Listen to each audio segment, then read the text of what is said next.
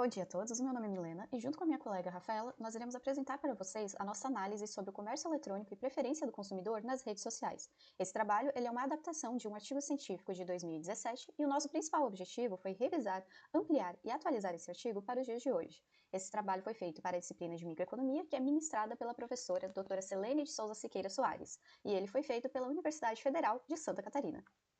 O artigo base utilizado ele tinha como título o Comércio Eletrônico, uma análise das preferências do consumidor em grupos de compras e vendas no Facebook. O autor foi Rodolfo Carvalho Soares, ele fez pela Universidade Federal de Alagoas em 2017. E o objetivo principal era analisar o comportamento do consumidor na modalidade C2C, que é a modalidade Consumer to Consumer. Logo, aquela modalidade em que não há interferência de uma empresa, a informação ela é passada apenas de um consumidor para o outro, usando o Facebook, que era a rede social na época mais utilizada, em Santana do Ipanema, Alagoas.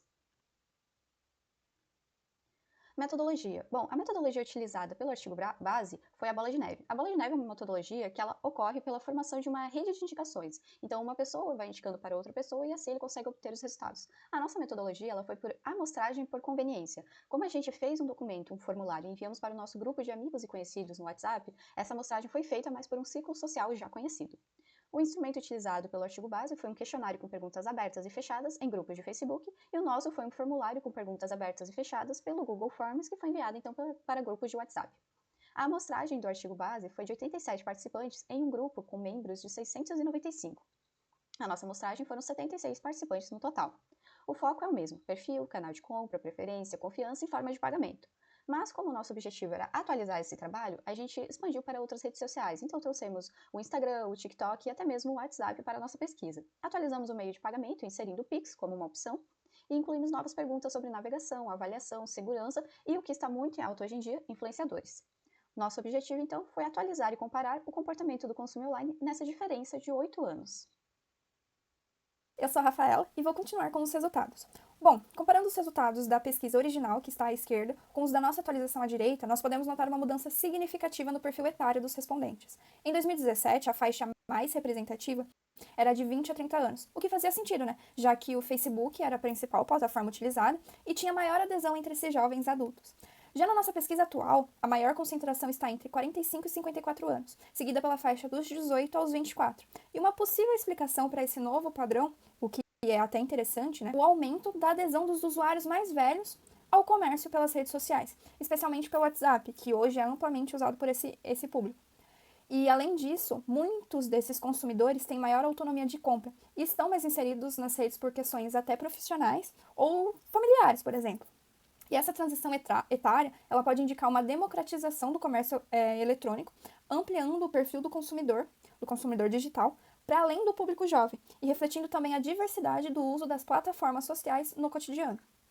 Em relação ao gênero dos respondentes, também observamos uma inversão significativa em relação ao trabalho original. Em 2017, havia uma leve predominância masculina. Cerca de 55% dos participantes eram homens e 45% mulheres. Já na nossa pesquisa atual, essa proporção ela se inverteu de forma expressiva. 76,3% dos respondentes se identificaram como mulheres, enquanto 22,4% como homens. Essa diferença ela pode refletir o maior protagonismo feminino nas compras por redes sociais, especialmente em plataformas como o Instagram e o WhatsApp, que têm certo apelo visual e até mesmo de relacionamento. As redes sociais, além de serem frequentemente utilizadas para vendas de roupas e cosméticos, elas são segmentos que atraem um público majoritariamente feminino. Hoje em dia, isso também pode indicar que as mulheres, além de consumidoras, estão mais presentes como vendedoras informais nessas redes, né? E reforça a ideia do comércio eletrônico como fonte de renda e até de autonomia financeira, sobretudo nesses contextos de informalidade. Em relação à renda mensal dos participantes, tanto o estudo original quanto a nossa pesquisa mais recente mostram uma concentração entre os consumidores de baixa e média renda. No levantamento de 2017, mais da metade dos participantes ganhavam até 2 salários mínimos, com destaque para a faixa entre 1 e 2 salários. Já na nossa pesquisa atual, a maior parte dos respondentes está concentrada entre 1 e 3 salários mínimos, somando 43,4%, seguida pela faixa de 3 a 5 salários, com 27,6%. Esses dados eles nos permitem aplicar o conceito de restrição orçamentária. Consumidores com menor renda, eles enfrentam limites mais rígidos em suas decisões de consumo, o que os leva a buscar alternativas de menor custo ou maior utilidade percebida por real gasto. É por isso que redes sociais com oferta direta, promoções, cupons e menor intermediação, elas se tornam tão atraentes nesse contexto. Podemos também relacionar esses comportamentos com a elasticidade e renda da demanda. Em geral, bens comprados via redes sociais, como roupas, cosméticos e serviços personalizados, são bens com elasticidade positiva, ou seja, o consumo tende a aumentar conforme a renda cresce. Mas é claro, isso dentro de limites bem definidos. O crescimento do comércio informal digital, ele acaba oferecendo uma forma de suprir essas demandas, mesmo em faixas de rendas mais restritas. Além disso, muitos consumidores de baixa renda, eles preferem redes com comunicações diretas, porque isso reduz custos de transação, como taxas sobre pagamentos e até mesmo a entrega. Quando comparamos a localização geográfica dos participantes, também vemos uma diferença marcante entre o trabalho original e o nosso. O estudo de 2017 concentrou-se exclusivamente no município de Santana do Ipanema, em Alagoas, com alguns poucos participantes de cidades vizinhas. Esse foco regional fazia sentido, já que o objetivo era analisar grupos locais de venda no Facebook. Já no nosso levantamento, os respondentes estão distribuídos majoritariamente entre São Paulo, com 59,2% da pesquisa, e Santa Catarina, 30,3% da pesquisa, refletindo a rede de contatos pessoais que usamos para aplicar o questionário. Como a Milena é de Santa Catarina e eu sou de São Paulo, optamos por divulgar o formulário entre amigos e familiares próximos, o que acabou influenciando diretamente na distribuição geográfica da amostra. Um dado curioso é que o formulário acabou chegando até uma amiga que está morando na Flórida, nos Estados Unidos, o que demonstra o alcance das redes sociais que pode ultrapassar fronteiras e reforça o potencial do comércio eletrônico em um contexto cada vez mais conectado.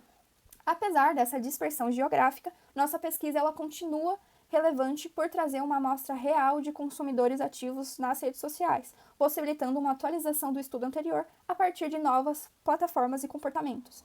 Passando agora para as redes sociais mais utilizadas para compras, percebemos uma mudança importante em relação ao estudo de 2017. Na época, o gráfico ele indicava que a maioria dos consumidores utilizava tanto o Facebook quanto o WhatsApp, cerca de 43,9%, enquanto 38,5% preferiam o WhatsApp sozinho e apenas 17,6% utilizavam exclusivamente o Facebook. Isso mostra que o WhatsApp ele já tinha relevância significativa, mesmo que ainda em associação com o Facebook, que era mais utilizado por meio de grupos de compra e venda. Já na nossa pesquisa atual, o cenário ele mostra uma definição mais clara de preferências individuais por plataforma. O WhatsApp ele aparece como a rede mais usada para comprar ou vender, com 35,9%, seguida pelo Instagram, com 29,5%. O Facebook ele aparece com apenas 3,8%, evidenciando uma queda expressiva no seu papel como canal comercial independente. Além disso, surgiram respostas como Shopee e Mercado Livre, ambas com 6,4%. Embora essas plataformas não sejam redes sociais, decidimos manter esses dados para mostrar que os hábitos de compra digital eles se diversificam e que muitos consumidores já transitam entre canais formais e informais com facilidade. Também chama a atenção o fato de 11,5% dos respondentes afirmarem que não utilizam nenhuma rede social para esse tipo de compra, o que reforça, apesar do crescimento, o comércio via redes sociais. Ele ainda convive com outras estruturas mais tradicionais. Essa transição ela pode ser explicada por fatores como o uso massivo de dispositivos móveis e a preferência por aplicativos de comunicação instantânea, como o WhatsApp, que torna o processo de compra mais rápido e com menos barreiras, reduzindo custos de transação, como falado anteriormente, tempo, burocracia e incertezas. No contexto da microeconomia, essa mudança ela pode estar ligada à competição entre canais de venda, à adaptação tecnológica e à maximização da utilidade. O consumidor ele busca a melhor combinação entre preço, confiança, experiência e praticidade, mesmo em ambientes informais como esse. Quando comparamos a frequência de uso das redes sociais para compras entre o estudo original e a nossa pesquisa, percebemos uma mudança importante, mas também sem uma intensificação clara do hábito de compra. Em 2017, o dado disponível dizia respeito somente ao uso do Facebook para compras. Apenas 23,4% dos participantes afirmaram já ter realizado uma compra na rede, enquanto 76,6% disseram que não. Mesmo com o Facebook sendo uma das principais redes sociais em 2017, os dados eles mostram que o uso da plataforma para compras ainda era esporádico e não era tão consolidado. Apenas 23,4% afirmaram já ter comprado algo por lá. Isso reflete a própria dinâmica do comércio formal entre pessoas, que tende a acontecer de forma pontual, baseada em oportunidade ou confiança e ainda não é um hábito estruturado. Já na nossa pesquisa, nós expandimos o estudo para todas as redes sociais e investigamos a frequência de uso. O resultado mostra que 53,9% dos respondentes disseram comprar raramente, enquanto 11,8% compram diariamente e 23,7% algumas vezes por semana.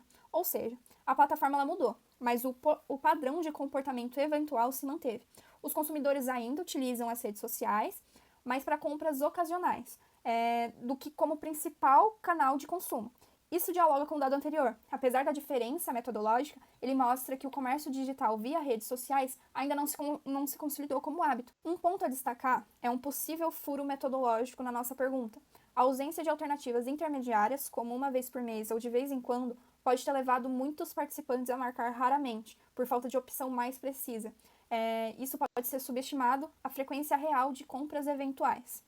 Bom, do ponto de vista da microeconomia, esse padrão ele sugere um cenário de demanda instável, com forte dependência de fatores como confiança no vendedor, tipo de produto e experiência de compra. Trata-se de um comportamento menos estruturado e mais oportunista, onde o consumidor responde a sinais de qualidade, preço atrativo e facilidade de negociação. Todos esses elementos, eles impactam diretamente a função utilidade. Além disso, vale destacar que 11,5% dos participantes afirmaram não utilizar nenhuma rede social para comprar ou vender produtos. Isso pode indicar certa desconfiança, falta de familiaridade com os canais digitais ou simplesmente preferência por formas de consumo mais tradicionais.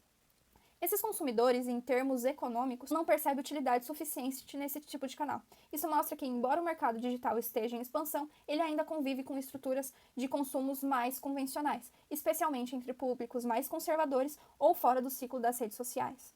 Nesse gráfico, nós analisamos de quem os consumidores costumam comprar quando usam as redes sociais. O resultado ele evidencia um comportamento bastante relacionado à confiança e proximidade. A maioria dos participantes afirmaram comprar de perfis de lojas locais, cerca de 59,2%, seguida de perfis de grandes marcas, cerca de 44,7% da pesquisa, e pessoas conhecidas, 36,8%. Já os grupos e comunidades, que eram o foco central da pesquisa de 2017, apareceram com apenas 6,6%, mostrando uma clara queda de relevância nesse canal. Esse resultado ele mostra que o consumidor digital informal ainda valoriza muito a segurança na troca. Comprar de uma loja local ou de alguém que conhece pessoalmente, eles reduz, os riscos da transação, o que nos leva ao conceito de informação assimétrica. Quando o consumidor tem pouca informação sobre o vendedor, ele tende a evitar a compra ou buscar sinais de confiança. Por fim, mesmo que o crescimento de grandes marcas no ambiente digital, os perfis locais e conhecidos ainda tem grande força, especialmente em redes como WhatsApp e Instagram, isso favorece o contato direto e o atendimento personalizado e essa sensação de familiaridade. Nós comparamos os produtos mais comprados nas redes sociais entre o estudo de 2017 e os resultados na nossa pesquisa atual. Em 2017, o destaque absoluto era a categoria de celulares, que representava cerca de 29,67% das compras via Facebook, a maior porcentagem registrada naquele levantamento. Outros produtos relevantes incluíam roupas, eletrônicos, móveis e utensílios, refletindo um perfil de consumo voltado a bens duráveis e tecnológicos. Já na nossa pesquisa, esse padrão ele mudou. O destaque passou para roupas e calçados, cerca de 32,8% da pesquisa, seguidos de cosméticos, serviços e eletrônicos. Essa mudança ela mostra que o comércio pelas redes sociais, hoje, ele está mais focado em bens de uso pessoal, recorrente e de menor valor unitário, que oferecem utilidade imediata e são facilmente comercializados por perfis informais, especialmente via WhatsApp e Instagram. Do ponto de vista da microeconomia, isso reflete uma mudança na estrutura das preferências dos consumidores, possivelmente associada à restrição orçamentária, ao maior acesso a produtos personalizados e ao crescimento do comércio digital descentralizado.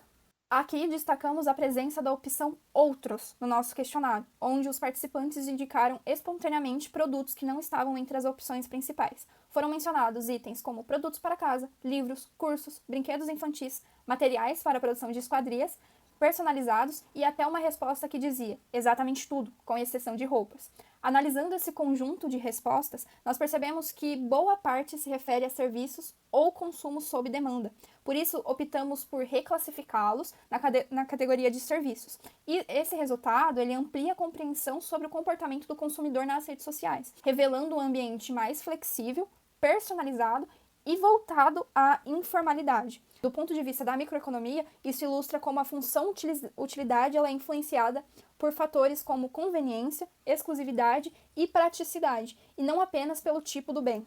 Aqui nós perguntamos sobre motivações de compras. Ao observarmos o gráfico de 2017 e o gráfico de 2025, nós vemos que um padrão se segue, que é o preço.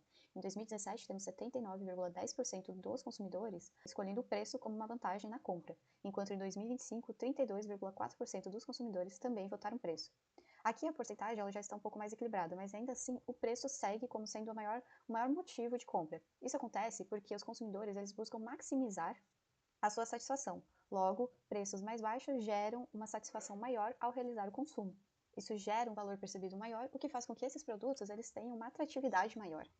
Outro dado que podemos observar aqui é a entrega rápida, com 16,2%, e a forma de entrega como 1,10%. Isso entra no conceito de custo de oportunidade. Os consumidores eles atribuem valor ao tempo, o que reduz a espera e aumenta a utilidade total dessa transação. Quando nós observamos aqui a facilidade de contato com 27% e o atendimento personalizado com 8,1%, a gente percebe muito a teoria do consumidor. Isso demonstra a importância da informação e da interação do consumidor com o vendedor. Quanto mais fácil é ter informações e resolver problemas, menor é essa assimetria de informação que pode acontecer. E quanto menor essa assimetria, menores são os riscos, maior a motivação e a confiança para realizar uma compra ou até mesmo uma compra futura. E aí, quando olhamos aqui no quesito de visual atrativo dos produtos, com 10,8%, ele pode estar subentendido aqui como outras vantagens. Isso é uma forma de subconsciente para a percepção de valor do bem. Então, elevando a atratividade do produto, a influência na decisão de compra ela é maior. Quando falamos do conceito de confiança, ele entra aqui nessa facilidade de contato e atendimento personalizado. Ela é um bem intangível que reduz o risco percebido, principalmente em ambientes digitais, que são ambientes onde não tem uma interação direta entre o consumidor, presencial com o consumidor e com o vendedor. Isso se alinha muito ao conceito de racionalidade limitada, onde o consumidor ele age com informações disponíveis e confia em sinais de credibilidade para tomar as suas decisões. Falando sobre forma de pagamento e entrega, nosso estudo adicionou a pergunta de como costuma realizar o pagamento e como costuma receber o produto. Quando analisamos esse gráfico de forma de pagamento, a gente vê que cartão e Pix, juntos, eles somam aproximadamente 96,1% das formas que são utilizadas. Isso se refere ao fato de que são formas de pagamento mais rápidas, transações que cobram menos taxas e que são muito seguras para o consumidor. O Pix, mesmo sendo uma forma nova de pagamento, já apresenta 46,1% desse total disponível. A gente vê que o dinheiro físico e o boleto já são formas obsoletas, que não são mais tão utilizadas devido à demora, devido às taxas de transações que são feitas em cima e mesmo o tempo que é destinado para se locomover até uma lotérica, até um banco, para retirar o dinheiro em caso onde a pessoa não tem esse dinheiro em casa. Então aqui a gente tem o conceito de custo de oportunidade. O tempo e os riscos envolvidos nesses métodos, eles não compensam à frente das alternativas mais ágeis como o Pix e os cartões. Quando a gente vai para a parte das entregas, a gente consegue observar que Correios é a forma mais predominante de entregas. Isso está muito ligado à quantidade do comprador, porque mesmo que isso envolva um tempo de espera, isso se alinha ao consumidor racional, onde ele avalia o custo-benefício. O tempo pode ser maior, mas o esforço físico e os custos subsidiados são bem menores, então vale a pena. Mas a gente consegue observar ainda que 18,4% ainda opta pela retirada pessoalmente. Isso está alinhado a pessoas que priorizam a rapidez e também a economia do frete, que valorizam muitas vezes o contato direto com o vendedor. Aqui a pessoa ela abre mão de algumas comodidades para ter a utilidade marginal maior, via ganho de tempo ou confiança no processo. E quando observamos entregas via Uber e 99, são entregas que aparecem aqui numa porcentagem menor, isso devido ao fato que são opções mais caras, mas por elas ainda aparecerem aqui, significa que existe sim consumidores que eles optam por uma comodidade de rapidez. Sabemos que entregas via Uber e 99 são bem mais rápidas, por mais que sejam mais custosas, a comodidade e a rapidez no processo, ela muitas vezes maximiza essa utilidade do consumidor.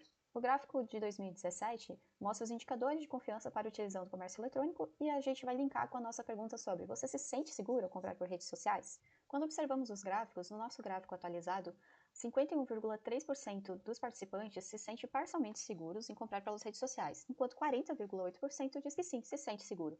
Essa confiança e essa até parcialidade de confiança, ela está linkada aqui ao gráfico de 2017, onde existe a possibilidade de ver o perfil do vendedor, do comprador, na própria rede social, com fotos, cidade, amigos, etc. Essa informação, ela reduz a assimetria de informação de mercado. Como nesse tipo de comércio não há uma garantia institucional, como uma reputação formal, muitas vezes uma nota fiscal, uma devolução facilitada, eles utilizam de sinais visuais, sinais sociais para estimar a qualidade do vendedor. Isso está proposto pela teoria dos sinais. Podemos linkar também as pessoas que responderam sim com a entrega pessoalmente do produto. Então, esse tipo de pessoa, ele sente segurança em comprar pelas redes sociais, desde que essa retirada seja feita pessoalmente. Então, ele tem a facilidade e a praticidade de escolher um produto pela rede social, escolhendo com calma, com tranquilidade dentro do próprio lar, e depois só ir até a loja física retirar. Isso maximiza a satisfação do cliente. Nesse ponto, também podemos falar da negociação pessoalmente. Às vezes, o pedido pode até ser feito online, mas a pessoa, o cliente, ele faz questão de ir até a loja e fazer essa negociação. Isso maximiza a utilidade do consumidor com base na confiança que ele criou em cima do vendedor. E assim ele minimiza essa assimetria de informação que poderia estar acontecendo nesse ambiente. Nesse gráfico aqui, nós temos um ponto interessante, que é, vale a pena correr risco por causa do preço melhor? A gente vê que quando nós trazemos outros indicadores, o preço já não é o maior destaque. Porque aqui nós temos só 9,6% comentou que vale sim a pena correr risco por causa do preço melhor. Isso significa que as pessoas ainda optam por uma postura mais conservadora para que elas não tenham perdas maiores. Quando analisamos outras respostas, como não tem nenhum indicador de confiança, não uso o Facebook, só compro quando vejo pessoalmente, possibilidade de vender mais rápido, não confio, junto com as pessoas que responderam que não sentem segurança em comprar pelas redes sociais, 107,9% do nosso estudo, do ponto de vista microeconômico, esses consumidores eles podem estar operando sob uma racionalidade limitada, onde a falta de informação ou experiências anteriores ruins, elas reduzem essa propensão ao consumo mesmo diante de boas ofertas. Trouxemos então duas novas perguntas, que é você sente segurança ao comprar pelas redes sociais? E você recomenda compras pelas redes sociais? Aqui nesse gráfico conseguimos observar que 51,3% se sente parcialmente seguro ao comprar pelas redes sociais e 40% sim, se sente seguro. Já 7,9% ainda não sente segurança. Quando observamos esses dados, vemos que uma parcialidade das pessoas sente segurança em comprar pela rede social. E isso poderia estar linkado com as pessoas que às vezes recomendam comprar pelas redes sociais. Isso porque o consumidor ele está disposto a consumir, mas com uma cautela, pois a ausência de garantias institucionais eleva o risco percebido.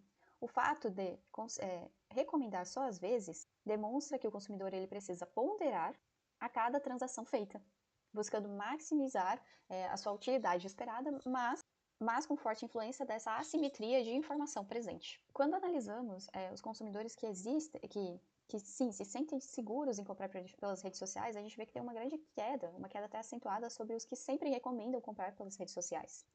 Ao analisarmos que 40,8% respondeu que sim, se sente seguro ao comprar pelas redes sociais, nós notamos também que 34,2% sempre recomenda comprar pelas redes sociais. Isso garante um comportamento pró-social que influencia outros compradores. Isso para lojas e empresas é muito bom, porque garante uma lealdade aos consumidores atuais e possíveis futuros consumidores que comprarão a partir desses consumidores que indicam.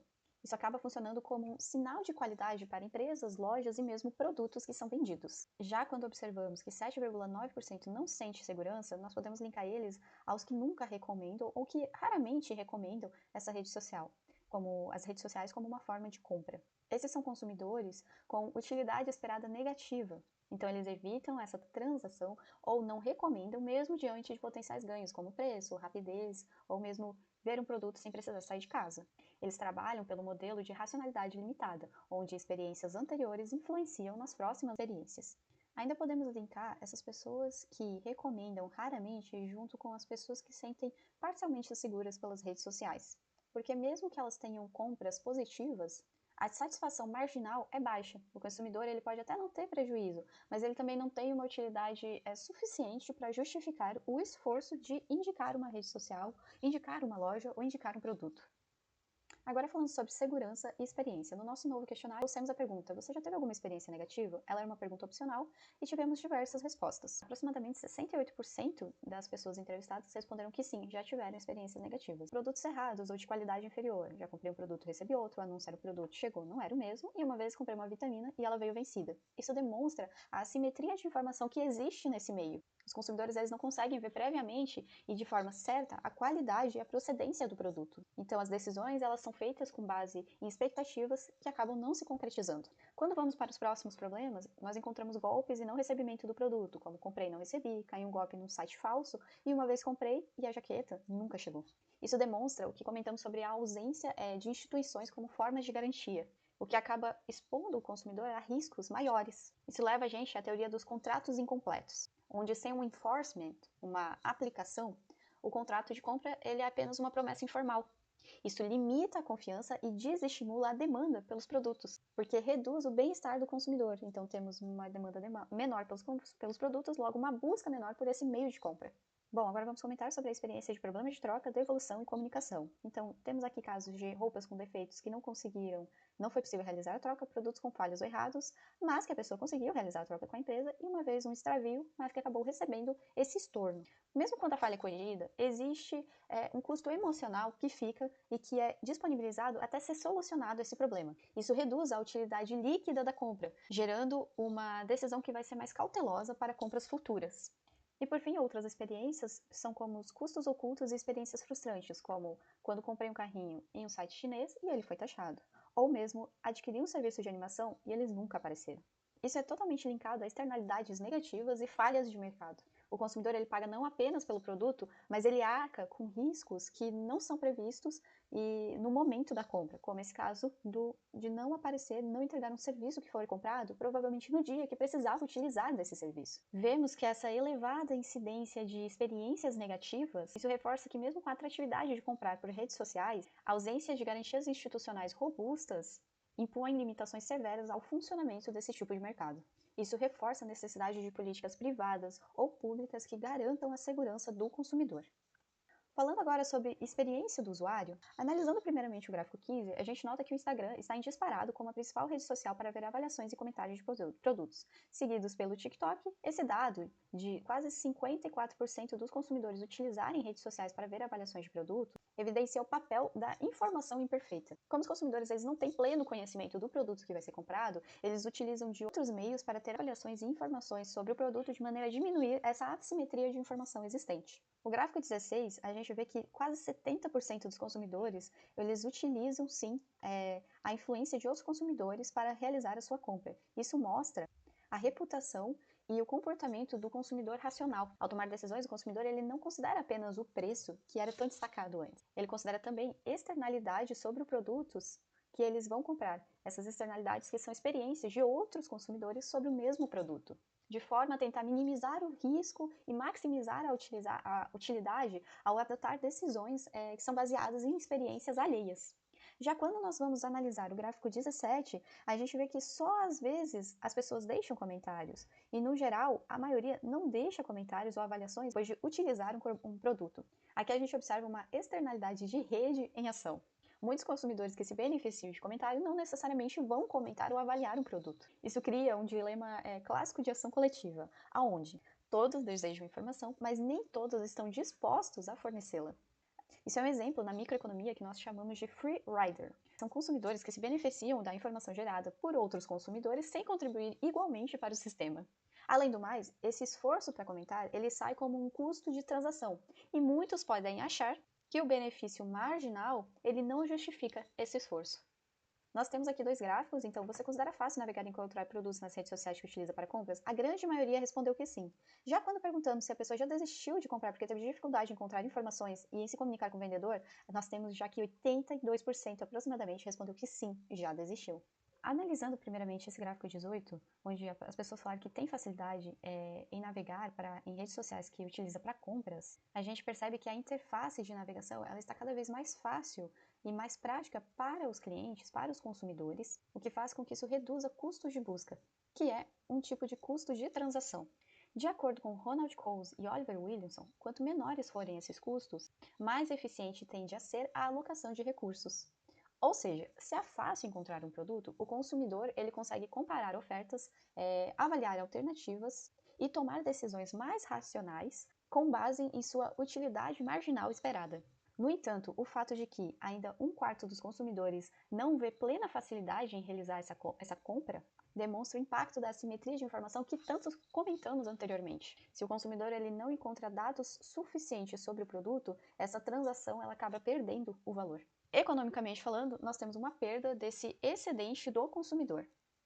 Isso fica claro aqui nesse gráfico 19, onde 82% aproximadamente das pessoas já desistiu de fazer uma compra por causa dessa dificuldade em encontrar informações. Isso deixa claro como essa dificuldade ela realça o papel da informação como um bem econômico. Sua ausência ela distorce o interesse que o consumidor tem em realizar uma compra e faz com que ele tenha uma decisão mais racional. o que faz com que isso empurre o consumidor para uma decisão mais conservadora, uma decisão de não comprar um produto porque ele não consegue obter uma informação plena sobre esse produto, ou deixar de comprar pela rede social, enquanto ele pode comprar fisicamente em algum local onde ele vai ter um maior acesso a informações sobre o produto. Embora a gente veja que a maioria afirme que tem sim facilidade em comprar, o número das pessoas que já desistiram de comprar ela é ainda maior. Essa porcentagem ela é ainda maior e mais destacada. Isso evidencia que navegar é fácil, mas a jornada de compra ela não está completa sem uma transparência informacional e sem uma comunicação eficiente. Isso se encaixa na teoria dos custos ocultos de transação. Nem sempre o custo está na busca pelo produto, mas sim no esforço adicional necessário para validar essa compra com segurança. Um dos elementos novos que incluímos na atualização do estudo foi a influência dos criadores de conteúdo, ou seja, os influenciadores digitais, que está muito em alta hoje em dia. Hoje, esses criadores têm um papel ativo nas decisões de consumo, especialmente em redes como o Instagram e o TikTok. Nas respostas que coletamos, 57,9% dos participantes relataram já ter comprado um produto indicado por um influenciador, mesmo que não tivessem procurado ativamente por aquele item. Isso mostra como a publicidade indireta, ou o chamado marketing de influência, afeta o processo de decisão. Na microeconomia, isso se relaciona ao conceito de preferências relevadas. O consumidor acredita estar fazendo uma escolha autônoma, mas é influenciado por sinais externos, como, por exemplo, a confiança que ele tem no influenciador, mesmo que não o conheça, a estética e a apresentação visual do conteúdo e a sensação de urgência ou escassez criada pela promoção. Além disso, os influenciadores eles funcionam como sinais de qualidade em mercados com essa informação imperfeita. Quando o consumidor ele não conhece diretamente o produto ou o vendedor, ele se apoia na reputação do influenciador para retomar a decisão. Se ele é confiável, essa confiança é transferida para o produto ou para a loja, o que reduz o risco percebido e aumenta a utilidade esperada na compra. Também perguntamos o que mais chama atenção nos anúncios. Os principais fatores foram preço, com cerca de 24,3%, imagens e vídeos atrativos, promoções e cupons, comentários positivos e frete grátis. Ou seja, a decisão de compra nas redes sociais é moldada por fatores econômicos objetivos, como preço e promoção, mas também por elementos subjetivos, que funcionam como sinais de valor e segurança, como os comentários, a estética do anúncio e a associação de figuras de confiança com os influenciadores digitais. Por fim, deixamos um campo aberto para respostas espontâneas, onde surgiram menções como a postura e a confiabilidade do vendedor, a praticidade de comprar sem sair de casa e a necessidade pessoal no momento da compra. Isso reforça a ideia de que o consumidor ele busca maximizar sua utilidade, não apenas com base no produto em si, mas na experiência de comprar como um todo, equilibrando elementos emocionais, racionais e contextuais. Para concluir a nossa apresentação, gostaríamos de destacar que, embora muita coisa tenha mudado desde 2017, as plataformas, os perfis dos consumidores, os meios de pagamentos e até os produtos mais comprados, os fundamentos econômicos que explicam esses comportamentos continuam válidos e são extremamente úteis para a compreensão do cenário atual. Ao longo da nossa análise, nós conseguimos aplicar conceitos centrais na microeconomia, como utilidade e restrição orçamentária, para entender as preferências de consumo em diferentes faixas de renda, elasticidade da demanda, para explicar a relação entre renda, tipo de produto e comportamento de compra, custos de transação, que afetam desde a escolha da plataforma até o abandono da compra, informações assimétrica, que ainda limita a confiança e exige estratégias compensatórias dos consumidores, e também externalidades, racionalidade limitada, que aparecem nos comentários. Nas influências digitais e até no silêncio de quem não recomendou ou não avalia suas experiências. Isso mostra que a microeconomia não é apenas uma teoria abstrata. Ela está presente em cada decisão de compra feita nas redes sociais, nas escolhas informais, nos atalhos que os consumidores buscam para maximizar sua utilidade com o menor risco possível. Por fim, nós acreditamos que atualizar esse estudo foi mais do que uma comparação de dados, foi uma oportunidade de refletir sobre a evolução do comércio digital informal, principalmente no Brasil, de como ele se adapta, resiste e se reinventa mesmo sem grandes estruturas formais, e como mesmo nesse ambiente fluido, o comportamento do consumidor pode ser lido e compreendido com base em teoria econômica. É isso. Muito obrigada.